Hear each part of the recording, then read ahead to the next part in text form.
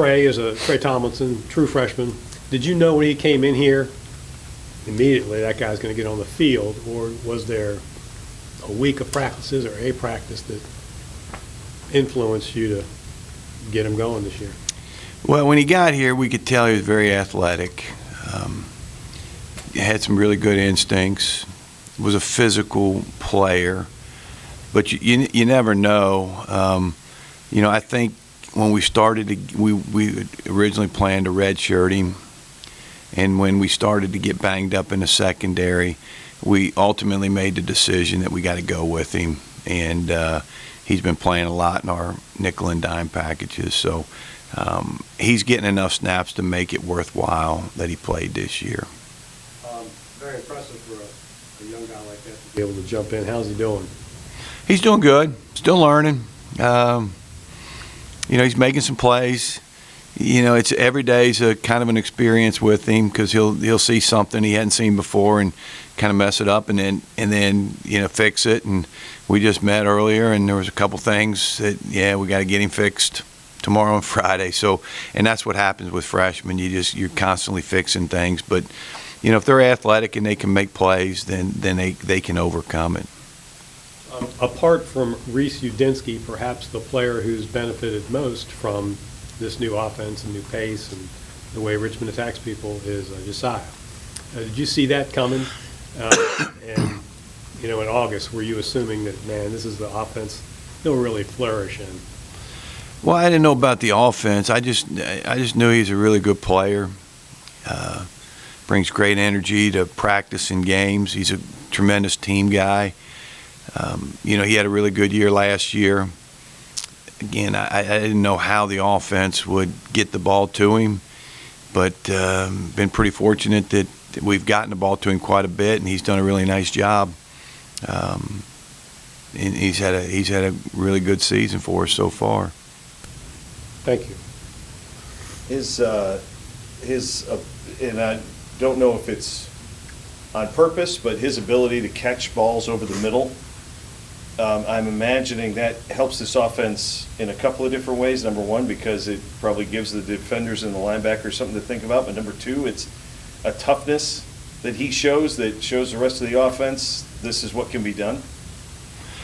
Well, he is a tough. You're talking about Josiah still, right? Yeah, he's a tough player. He can break tackles. He can make you miss. Runs really well. The thing I like about Josiah is, sometimes it's, ability is one thing, but availability is another thing. Dependability is another thing. And he's always available. He's always dependable. Anytime the ball's in his hands, we know something positive is going to happen.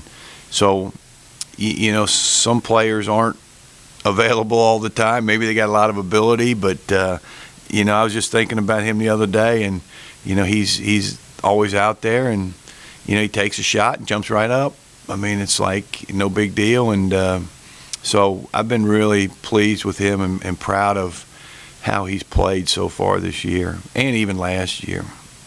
We talked last week about how this team would respond coming off a big win the week before.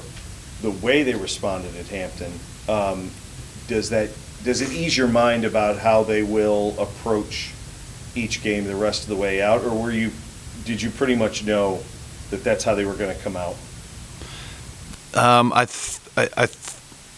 They treat them all pretty much the same, but I was nervous after the Villanova game. We didn't have a great Tuesday practice, and I was yelling and let them know that I wasn't real happy with what we did on that Tuesday, and they came back and responded and practiced and prepared the rest of the week.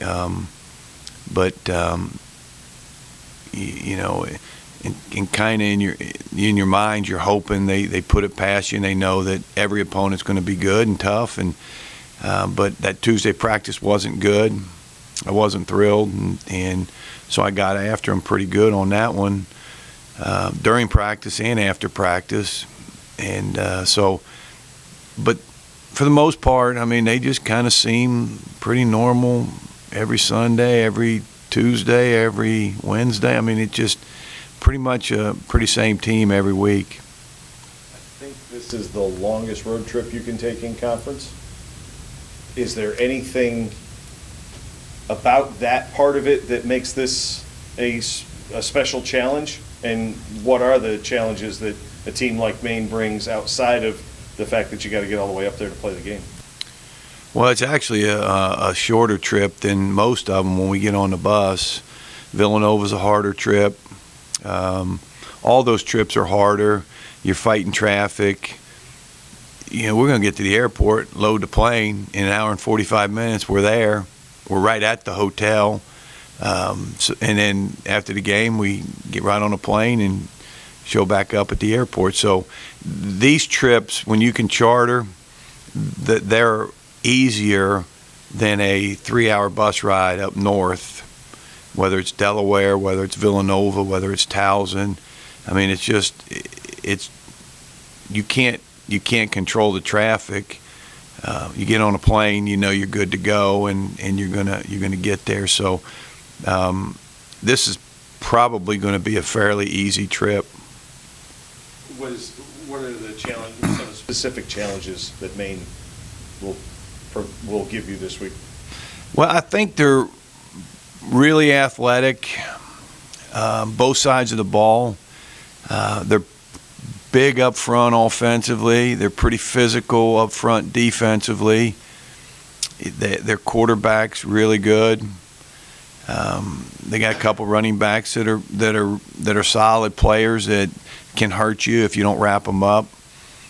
It's a typical Maine team, but you know, I know they lost some early, but you know, it's typical. They'll play well at home. They'll play hard.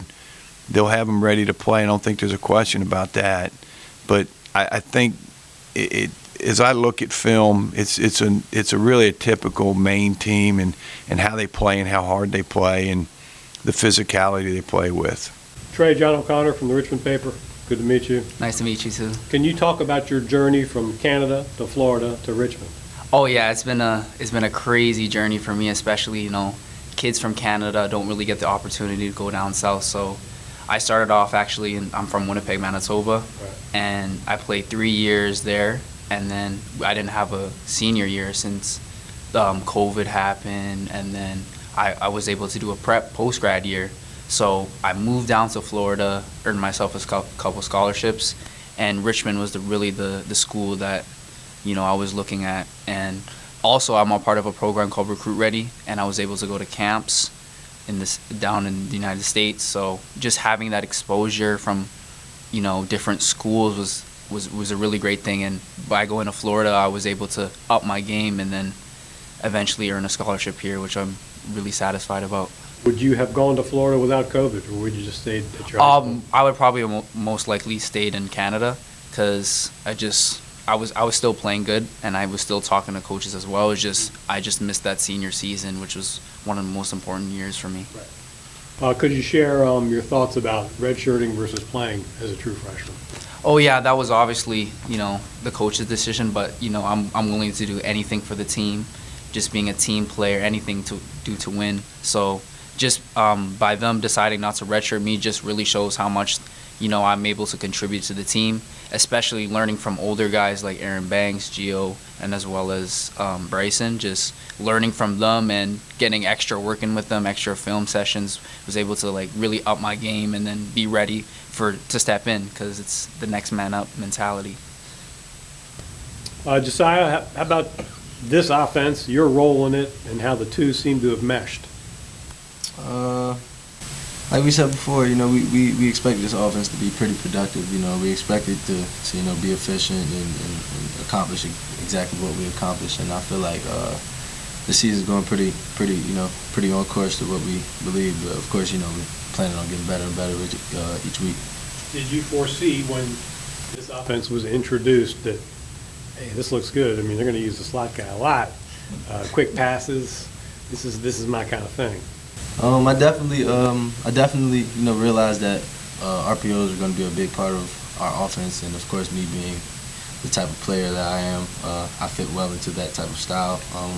Coach Kosh did a good job of making sure that I knew that I was gonna be incorporated in the offense pretty well. But I pretty say it's pretty balanced in the aspect of distribution of the football. And I feel like that's what's continue to help us play as well as we are. Are you looking for more passing opportunities? No, I'm not that dude. I'm not greedy. I'm gonna take what I get and do everything I can with it. Thank you. Do you enjoy going over the middle? Of course, I like playing football. The middle, it's the middle side, just the left side and the right side. I just want to be out there. What does it do for the offense when you can effectively work the middle of the field like that, the way that they've used you? Right. It just leaves no blind spots. Defenses can pick up easily on whether or not a team is productive throughout the middle of the field, the left hash or the right hash, and Coach O did a good job of making sure that all our receivers had the courage, because it does take courage to go over the middle and catch the ball. And he made sure that all of us were prepared and confident in our hands and confident in ourselves enough to the point where it doesn't phase us. Hey, I think we've talked about this before, but your yards after catch number is really significant. Is that something that you were thinking about as that ball's hitting your hands, that this play isn't over just because I catch it? There's more yards to get. Now, see, I can definitely say coming into college, it clouds your mind up a little bit. It gets you away from like just the natural football instinct. Because when we're 8, 9 years old, nobody's telling you, hey, when you catch it, go run. Nobody's telling you that. You just catch the ball and you just go out there and make moves and play football and have fun. Because that's the reason we all fell in love with this game. And I can say Coach October did a great job of reminding us that, listen, guys, this is a game. This is football. This is the same game you was playing when you were 7 years old. So, he allows us to go out there and fly around and have fun. You are not the biggest fella, and you've taken shots. You took a good shot at Hampton, but got up. What's the key there? Because it hurts, obviously. I mean, it's got to be tough. It's got to be tough. Hey, Trey, as a freshman, are you sensing, particularly in the last 2 games, I'd say Villanova and Hampton, that teams are maybe picking on you a little bit? Like, let's see what the freshman has when they see you back there. What's kind of your approach? For sure, but you always got to be up for the challenge. So one thing I make sure to utilize, especially for me, is I'm faster than everybody generally. That's why I'm able to stay over top, and that's why the safety group as a whole has really came together, and just being learning from those guys and learning the different techniques especially has allowed me to utilize my speed. So I'm always up from the challenge because I love competition. I came here for competition. So yeah. When's the last time you were home? Last time I was home was in August. It was after summer camp, and then I got to go home for about a week and a half. But I had to come a little earlier than a couple of people. So. Is it because this is probably the most disparate 2 players have ever been from their hometown in high schools sitting on the same stage? Yeah. How have you gotten over, because Florida is even further away, how have you gotten over being so far away? Oh yeah, I was generally used to it because I moved to Florida, and I was when I came here, I wasn't really homesick. I was just when I stayed in Florida, I was, because I already experienced it last year, so it was quite easy to adjust to the environment. So just being away from home, it hasn't been too hard, and I also have family down here, so.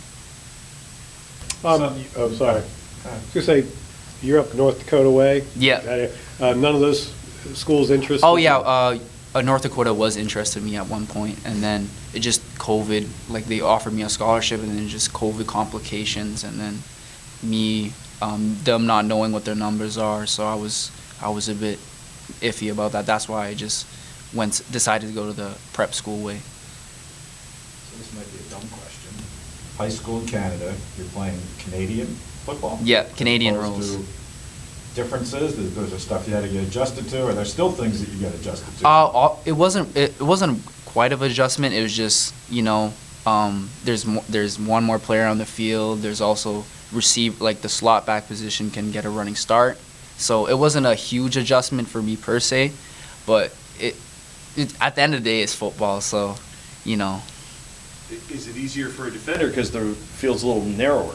Yeah, it's not necessary. It is longer, so you have offenses have more room to work with.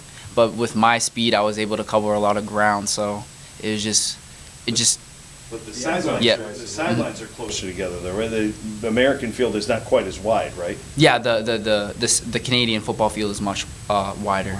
Right. And 20 yards for an end zone. Yeah, 20-yard end zone too. Yeah, so you don't have, how many Yeah. touchdowns would you score with a 20-yard end A lot of zone? touchdowns. Come on, Josiah, how many did you have there? Nah, that would be fun. That would be very fun. And a 55-yard line. Yeah, right. Just thoughts on playing Maine, knowing what's at stake. You guys have done a good job of focusing in week to week, but obviously you're putting yourself in a position to be where you want to be with your goal at the end of the year. So, We don't really plan on changing too much, you know, because we want to continue to do what got us to this point, you know, taking every opponent just as serious as if it was a championship game. You know, Coach Eastman's done a great job of, you know, exclaiming that in every team setting. Just we treat every game like it's a championship game, like it's a ring on the line.